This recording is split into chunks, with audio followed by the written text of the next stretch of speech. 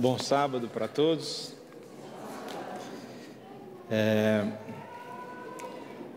Seguindo e dialogando com os sábados anteriores, onde foi estudada sobre a temática do amor, hoje nós vamos falar ainda de amor. E eu queria convidar vocês a abrirem a Bíblia no livro de Gênesis, no capítulo 32. Que vai ser a história base dessa manhã. Gênesis 32.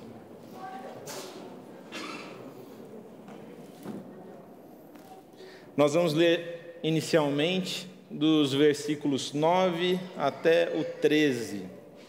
Então, Gênesis 32, 9 a 13. E esses versículos dizem o seguinte: E orou Jacó, Deus de meu pai Abraão e Deus de meu pai Isaque: Ó Senhor, que me disseste, torna a tua terra e a tua parentela, e te farei bem. Sou indigno de todas as misericórdias e de toda a fidelidade que tens usado para com teu servo, pois com apenas o meu cajado atravessei este Jordão. Já agora sou 2 bandos. Livra-me das mãos do meu irmão Esaú, porque eu o temo, para que não venha ele matar-me e as mães com os filhos. Versículo 12: E disseste, certamente eu te farei bem, e dar-te-ei a descendência como a areia do mar, que, pela multidão, não se pode contar. Versículo 13: E tendo passado ali aquela noite, separou do que tinha um presente para o seu irmão Esaú. A realidade das famílias bíblicas, ela é um pouco curiosa. Não sei se vocês já repararam, mas a Bíblia não apresenta nenhuma família perfeita. Longe disso. Quando você começa a analisar as relações familiares, não só de pais com filhos, relações entre irmãos, entre qualquer tipo de família, qualquer tipo de pessoa, as famílias apresentadas na Bíblia são famílias, diríamos assim, problemáticas. Não são famílias fáceis de engolir. Essa oração que nós acabamos de ler, a oração feita por Jacó, ela aparece num contexto interessantíssimo e, para mim, uma das histórias mais emocionantes de toda a Bíblia. Para aqueles que já se situaram, e para aqueles que não sabem, Gênesis 32 e 33, eles fazem parte de um bloco onde narra o encontro, ou melhor, o reencontro de Jacó e de Esaú. Até então, até o capítulo 32, a última notícia que a gente tem sobre essa relação é a seguinte. Eu vou ler aqui o capítulo, se vocês quiserem acompanhar, fiquem à vontade. Mas em Gênesis 27, no versículo 41, diz assim, é a última coisa que a gente sabe dos dois até o 32. Olha só. Passou Esaú a odiar a Jacó por causa da bênção. Lembram da história da bênção, etc., que foi trocada? Por causa da bênção, com que seu pai o tinha abençoado. E disse consigo, vem próximos os dias, reparem, de luto por meu pai. Então, e a parte mais bonita do relacionamento, matarei Jacó. Essa é a última informação que nós temos do relacionamento entre Esaú e Jacó.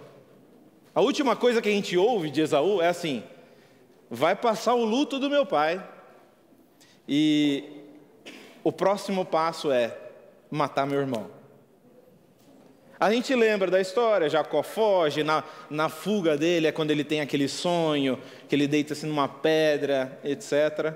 E nós chegamos no capítulo 32. Durante esses longos anos que vão do 27 ao 32, Jacó se casa, ele tem, por meio de Deus, ele tem a promessa reafirmada que ele deveria voltar para a terra prometida aos antepassados dele. Vocês reparam que na oração ele remonta a Abraão, Isaque, e é como se Jacó, no capítulo 32, tivesse chegando com a família toda cumprindo a promessa dada a Abraão, daquela terra ser para toda aquela família, porque ele seria uma bênção, etc, etc, etc.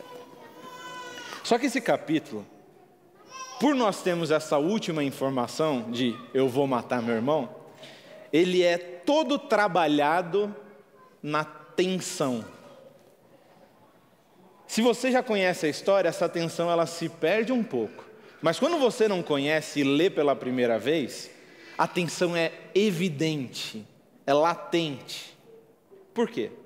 A história conta mais ou menos assim: Jacó, no capítulo 32, ele está voltando para a terra prometida por Deus a Abraão e seus pais.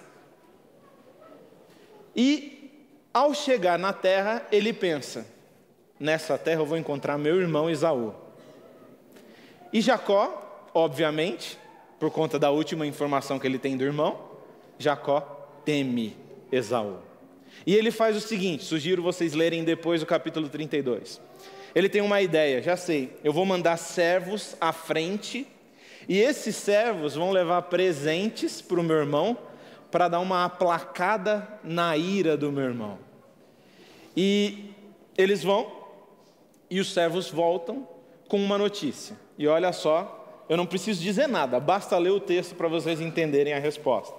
Olha só, Gênesis 32, versículo 6. Os servos dizem: fomos a teu irmão Esaú, também ele vem de caminho para encontrar contigo, e 400 homens com ele.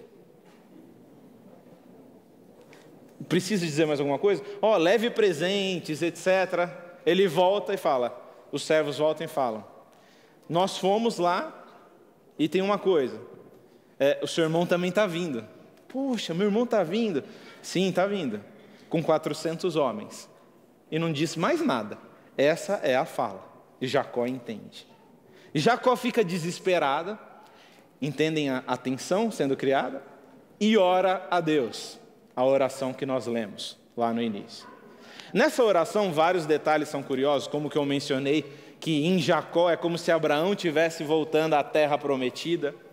Mas tem uma expressão em específico que inclusive está totalmente relacionada com essa relação parental, que me chama muito a atenção, não por ela em si, mas por ela aparecer em só um outro lugar na Bíblia, que é uma expressão muito simples, a seguinte: no versículo 11, fala que Jacó está preocupado de ser morto por Esaú, e ele fala, e matar-me, além de me matar, ele fala, e matar a mãe com os filhos.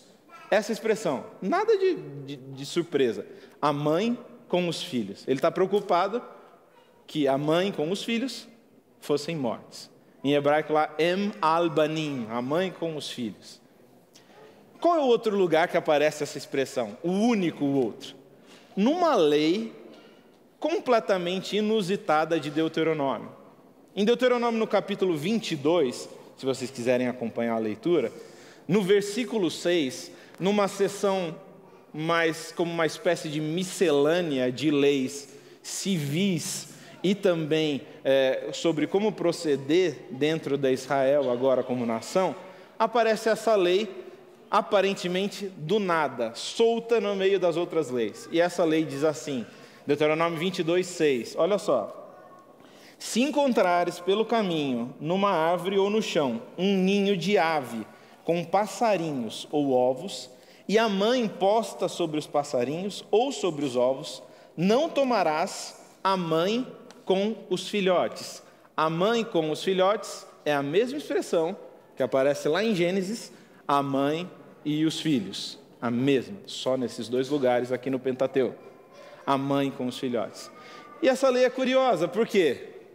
Porque ela aparentemente mostra uma reverência, um respeito, inclusive no reino dos pássaros, dos animais e outros, de que eu tenho que cuidar da relação pais e filhos, mãe e filho, pai e filho. E é interessante, e aqui vocês me dão a liberdade, eu gostaria de divagar um pouco sobre a imagem do ninho.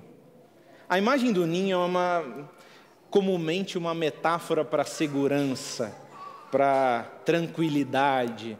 Quando se fala do lar como um ninho, se entende que é um lugar de conforto, segurança, aconchego. Existem livros, existem filósofos que dedicaram a essa discussão. Por exemplo, existe um filósofo chamado Gaston Bachelard. Ele tem um livro que chama Poética do Espaço. E ele tem um capítulo inteiro que ele fala sobre a imagem do ninho na linguagem. E ele fala justamente isso. Emprestado, provavelmente, ou inspirado, melhor, por essa análise desse filósofo, um escritor, filósofo e teólogo muito respeitado, com belos textos, chamado Rubem Alves, ele escreveu um texto chamado Quando os Filhos Voam. E ele fala nesse texto sobre a dinâmica entre soltar e segurar, entre agarrar o filho e libertar o filho, entre não deixar andar e deixar o filho andar.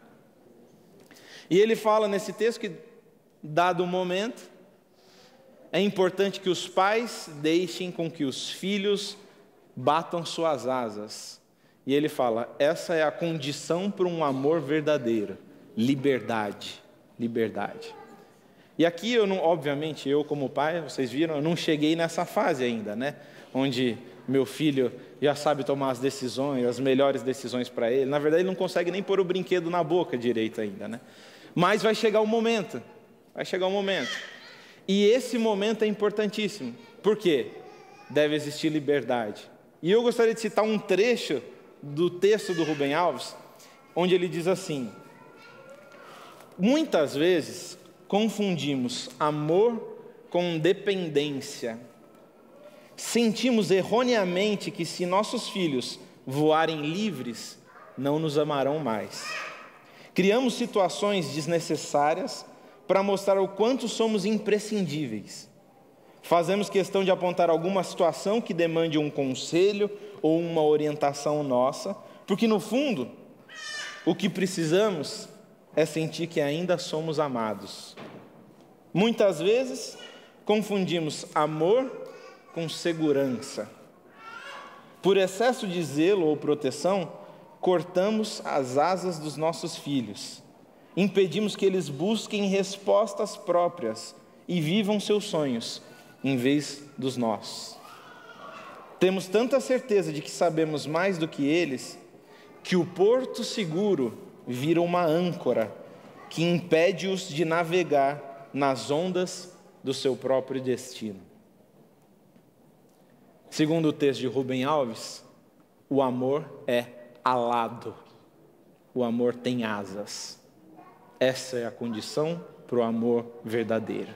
Liberdade, asas. E essa é a realidade bíblica de amor e de relacionamento. Não é à toa que quando nós lemos relacionamentos na Bíblia, nós vemos que, por exemplo, um tema ou um motivo que se repete em todas as situações de paternidade é fracasso. Nós temos na Bíblia, e eu vou colocar aspas aqui, vários pais fracassados. Quer ver? Vou citar alguns pais e você tente lembrar da história dos filhos. Vamos começar do começo. Adão. Lembra-se dos filhos dele? Abraão, ele deixa um dos filhos, o filho da serva Agar. Isaac, Esaú e Jacó. Jacó, lembra a história de José e dos seus irmãos? Vamos sair do Pentateuco. Não, você está só falando do Pentateuco. Tá bom. Eli, o sacerdote Eli. Os filhos de Eli, vocês lembram? Josias é pai do rei Jeoaquim, aquele que está na casa dele de inverno. Quando chega o profeta Jeremias, lê a mensagem de Deus, ele pega o rolo, rasga e joga na lareira. O padrão que se repete de paternidade na Bíblia é do fracasso. Fracasso. E se nós formos mais ousados, e eu digo isso com todo respeito, inclusive baseado num texto belíssimo, que tem lá no site da Terceira Margem do Rio. O ápice dos fracassos seria o fracasso divino, que criam seres à imagem e semelhança, mas que o desobedecem, que escolhem outro caminho. Seria o primeiro pai, aspas, tá? Fracassado. Primeiro pai fracassado. Só que só existe fracasso porque antes existe o quê? Liberdade. E liberdade é a condição. É a condição para o amor verdadeiro, numa relação familiar. A mais importante lição da paternidade é essa. É liberdade, derivada de um amor incondicional. Muitas vezes você vê pais que tentam proteger os filhos de todas as circunstâncias, de todos os problemas, de todas as dificuldades, de todos os defeitos. E eles não têm autonomia, não têm experiência para um dia serem capazes de tomar as próprias decisões. E nós criamos, ou melhor, nós cortamos as asas, como diz o texto de Rubem Alves. A ideia do fracasso, liberdade e relação paternal não é uma ideia só do Antigo Testamento. Se a gente vai parar para pensar em histórias do Novo Testamento onde há essa dinâmica, encontramos algumas. Por exemplo, uma história conhecidíssima, da maioria, a história do filho pródigo. Vocês se lembram dela? História do filho pródigo? O filho vai, etc., ele volta, e vocês lembram da reação do pai? O pai questiona alguma coisa do filho? Em nenhum momento o pai questiona nada. O filho vem e fala, pai, eu pequei contra o céu, e basicamente o filho nem tinha acabado de falar, o pai o recebe. Mesmo ele tendo ido contra todos os conselhos que o pai provavelmente havia dado.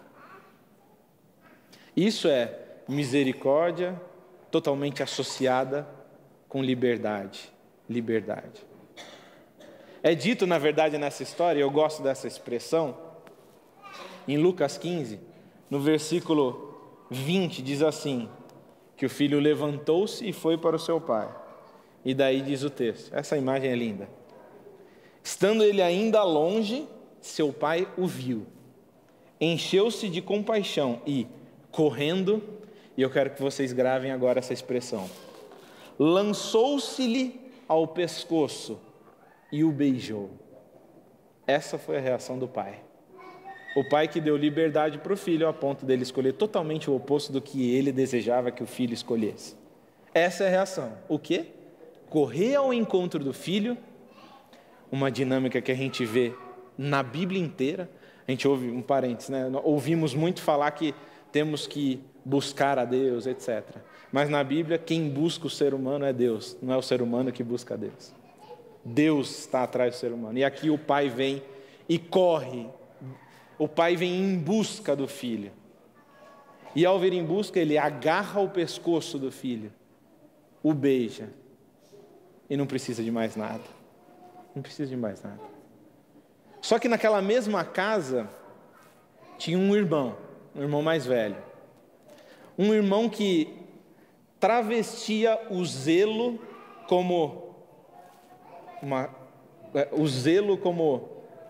travestia as coisas erradas que ele gostaria de fazer como zelo.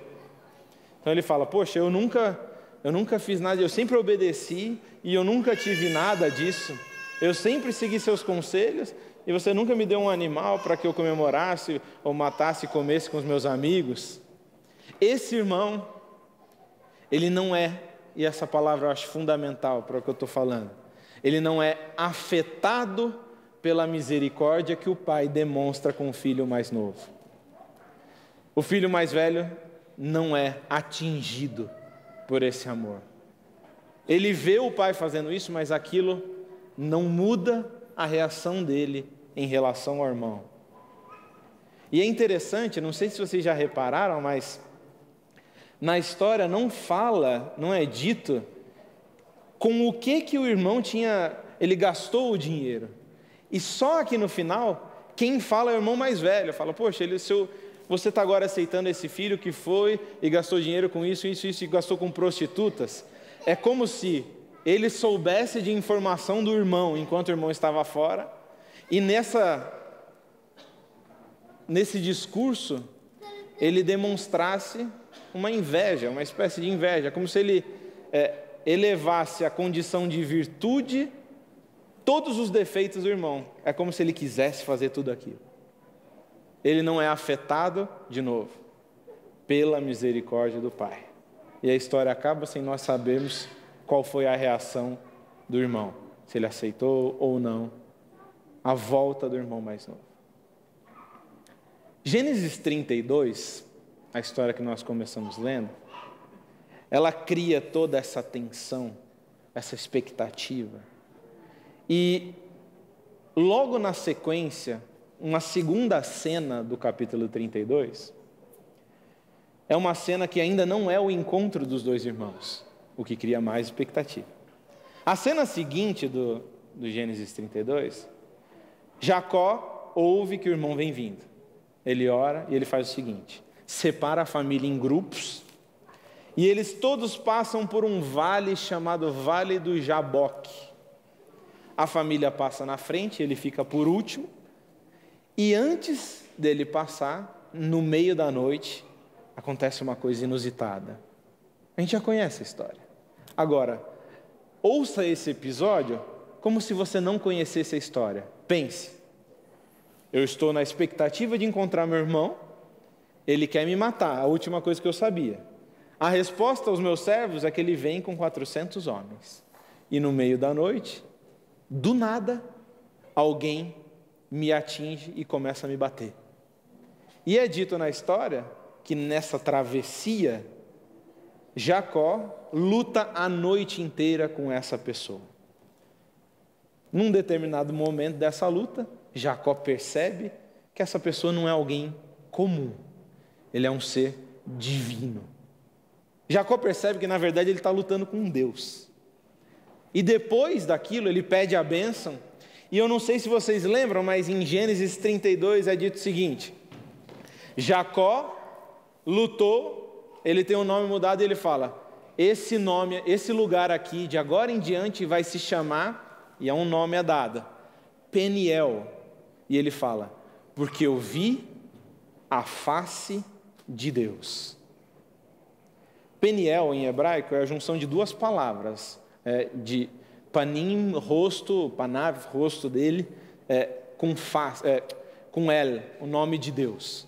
Então, o nome em si, Peniel, já diz face de Deus. E Jacó, no texto mesmo, Jacó explica, ele fala: esse lugar se chama Peniel porque eu vi a face de Deus. Eu vi a face de Deus. E é interessante como a palavra face é uma palavra-chave do capítulo 32 e do capítulo 33. Ela não é chave só por causa da luta no centro da história, onde Jacó vê e fala: esse lugar é chamado de face de Deus porque eu vi a face de Deus. Ela já aparece antes, e eu propositalmente não falei.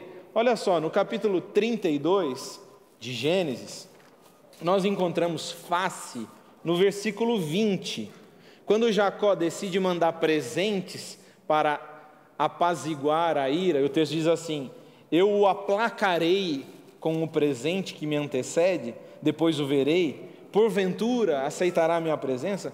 Esse aplacarei, literalmente no hebraico, sabe como que eu poderia traduzir? Eu vou aplacar a face do meu irmão. Então Jacó manda presentes para aplacar a face do irmão. Face. Jacó passa no Jaboque com a família, luta com Deus, e daí ele chama o lugar de face de Deus. Face de novo. E nós chegamos no encontro, ou melhor, no reencontro.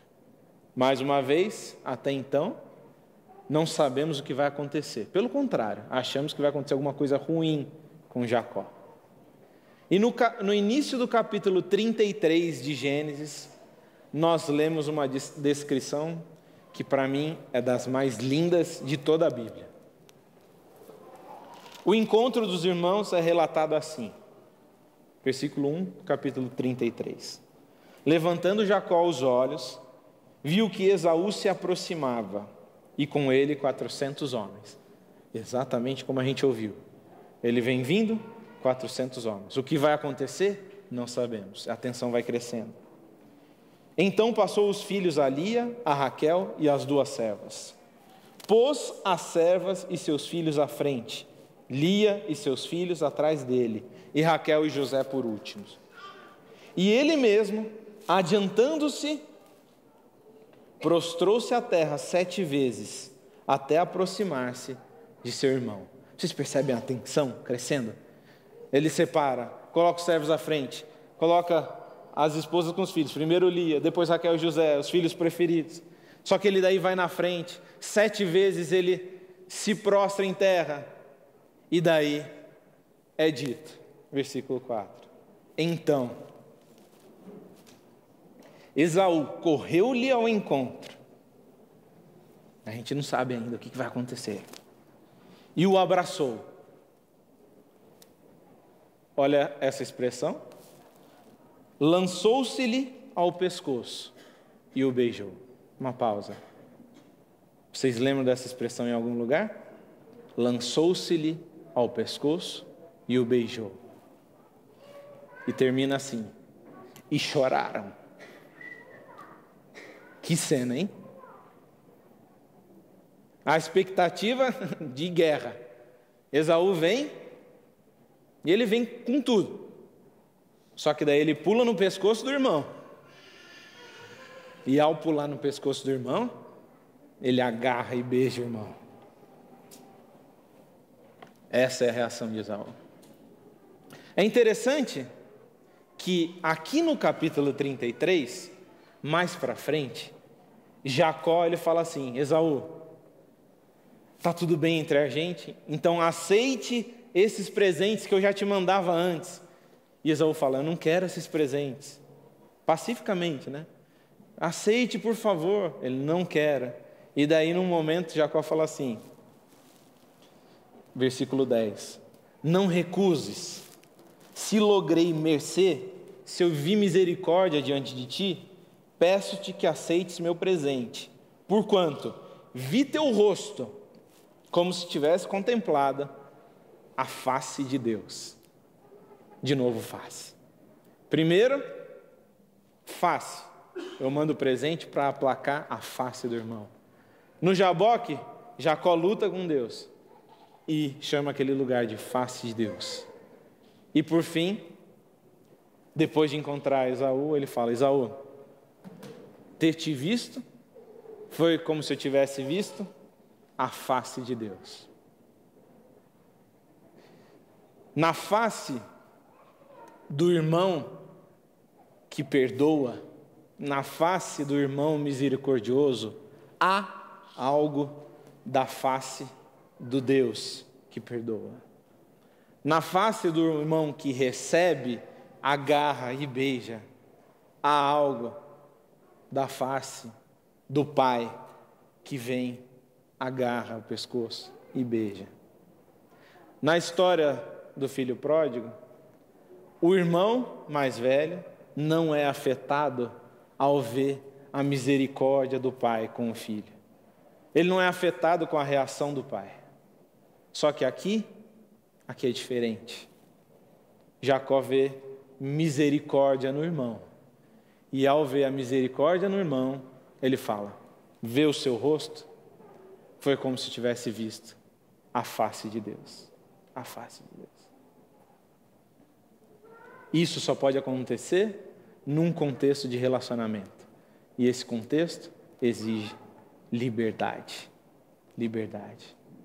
Liberdade para reconhecer erros, se desculpar e ver no rosto do outro um rosto de misericórdia. O que os outros veem no seu rosto? Será que eles veem um rosto de misericórdia, de perdão, de alguém que já encontrou um rosto do Pai de perdão ou de misericórdia? Ou será que o rosto que nós vimos não reflete o nosso rosto? Será que a misericórdia só funciona para a gente e não funciona para o irmão, não funciona para o próximo? Que essa misericórdia que nos encontra todo dia seja a misericórdia transmitida ao nosso próximo todo dia. Feche seus olhos. Querido Senhor, te agradecemos nessa manhã pela oportunidade, pelo privilégio que o Senhor nos dá de estudarmos a Tua Palavra.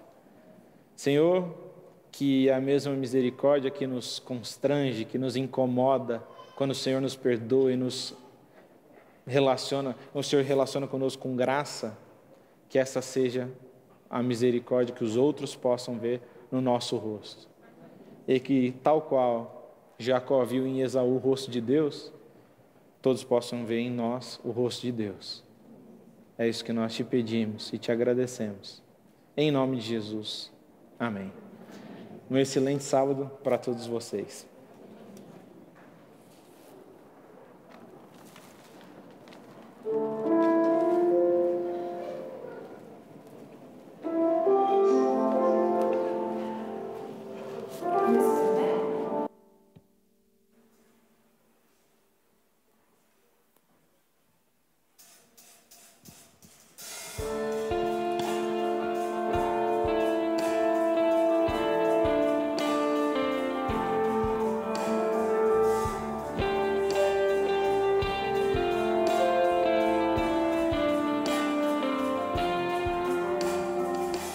Antes de eu falar, tu cantava sobre mim.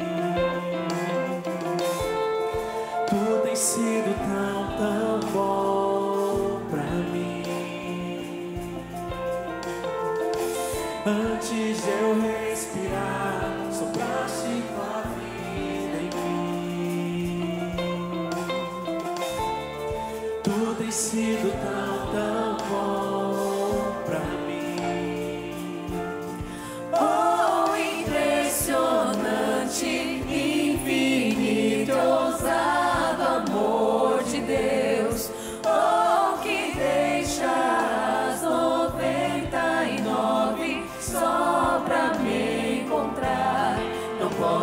Comprá-lo, nem merecê-lo, mesmo assim se entregou.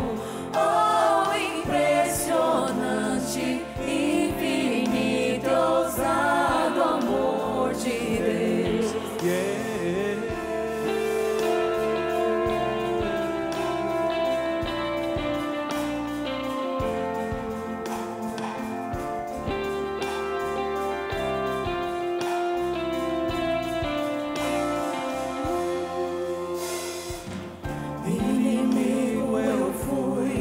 Teu amor lutou por mim.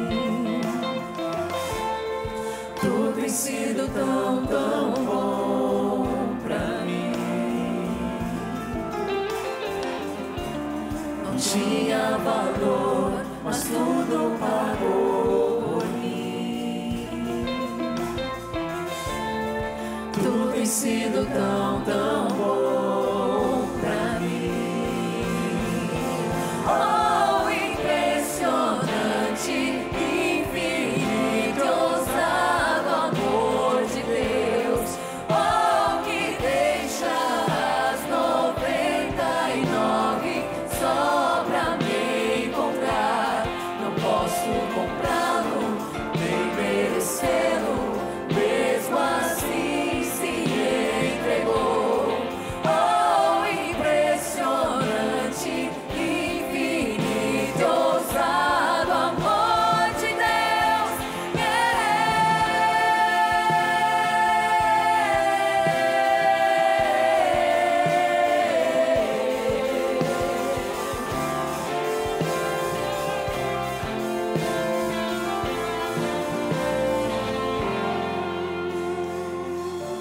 Traz luz para as sombras, escala montanhas pra me encontrar. Derruba muralhas, destrói as mentiras pra me encontrar. Traz luz para as sombras, escala montanhas pra me encontrar. Derruba muralhas, destrói as mentiras pra me